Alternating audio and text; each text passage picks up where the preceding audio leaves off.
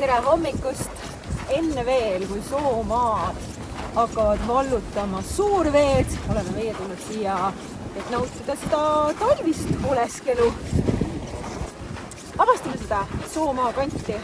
Vett ei ole, on ilmselt jää, aga ega me täpselt ise ka ei tea, sellepärast et Eesti ilm on üllatusi täis, nagu ka meie matkas.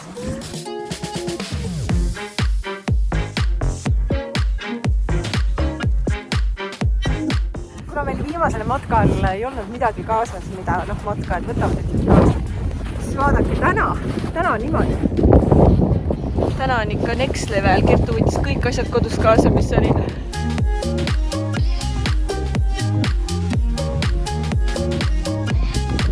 Kus me lähme nüüd näidake ära? Siia!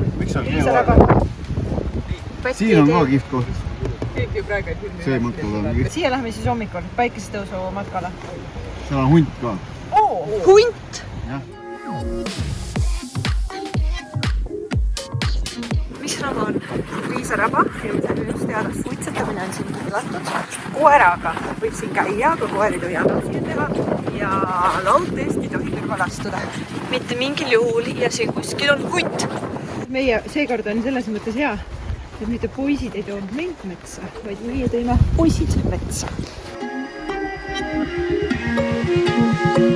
See on siis see Kertu suur kott, kuhu ta hirmuga kogu kodu kaasa pakkis. Ma panin poralooni täis, et ma vastaks rohkem matka ja tegelikult on see kott nagu mega lihtne ja väga kerge.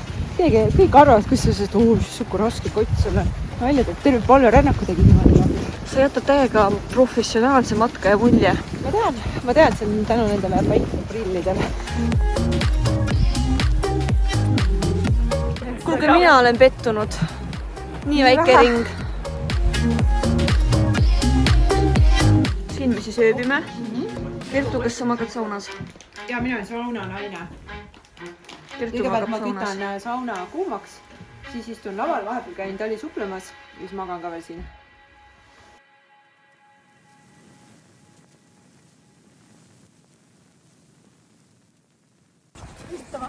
Kuhu? Juhu! Sina lähed? Usutama! Vau!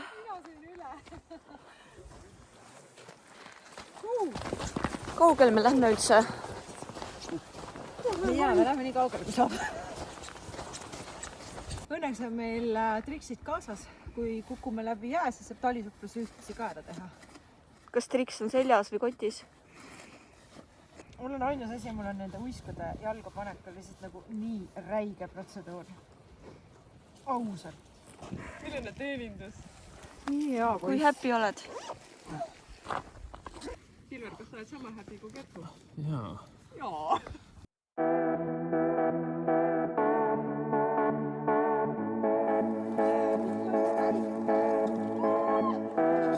Tee pääsukest. Käsi laiali teine, parema hoian kinni. Vot! Meeskonna töö!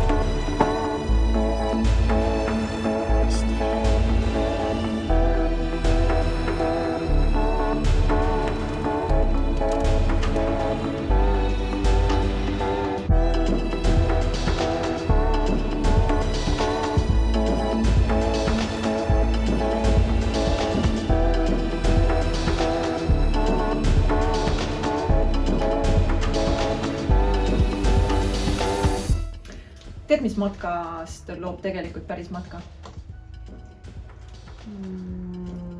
Lõkke ja lõkke ääres räägitud jutud. Või siis näiteks kamina ees. Cheers!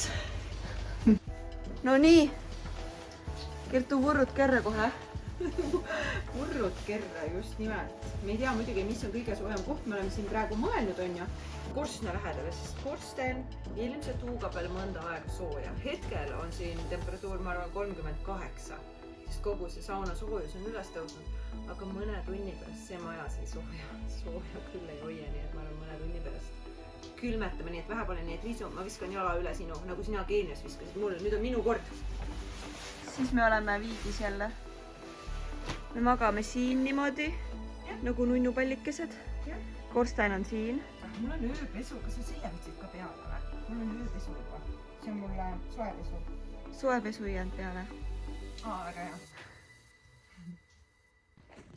Kõige hullem, mis metsas ööbides või RMK paikades on see, et issand, kelle silmad seal on. Ma ei tea nalja. Lähme vaatame, kelle silmad. On see, et öösel peab minema õue vetsu. See vist on mingi elkur. Need ei ole kellegi silmad. Oota, aga kus veed see oli üldse? Siin! Okei, lunda päris palju. Lähme siis siit. Ja see on mingi elkur või mingi asi siin. Mis asi see on? Mingi iluasi. Ühesõnaga, me peame minema otsima üles WC. Seal, jah. Läbi lume sahisega.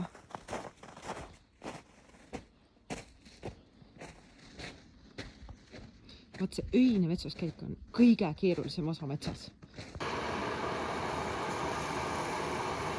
Paksu võetud.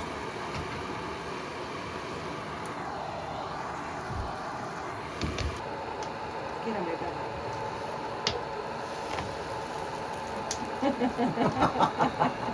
See ei sobi.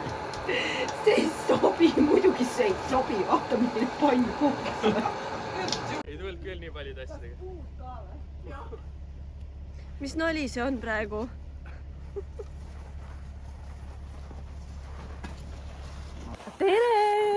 Tere hommikust! Nüüd on niiviisi, et eile me tegime sellise mängu, et kõik pidid arvama, mitu kilomeetrit me kõnnime. Mina panin põhimõtteliselt meetrite pealt täppi, ma ütlesin kohe 17 ja minu auhind on siin, et Kertu tassib kõiki minu asju autosse. Mulle kõige rohkem üldse meeldivad need hommikud, kui peab asjad kokku panema. Natuke oled halvasti ilmselt maganud, võtad kõik need kodinad, pead minema koju ja ees ootab sul loomulikult asjade pakkimine. Aga hea uudis on see, et kotid ei ole väga rasked, sellepärast et meil ei jäänud põhimõtteliselt mitte midagi alles. Kõik toidud, isegi ma ütleks joogid, mis jäid alles, need sõid ära meie kiirad, rotid, kes üle meie peade seal jooksid, nii et põhimõtteliselt kõik on läinud ja kõigi kõhud on täis.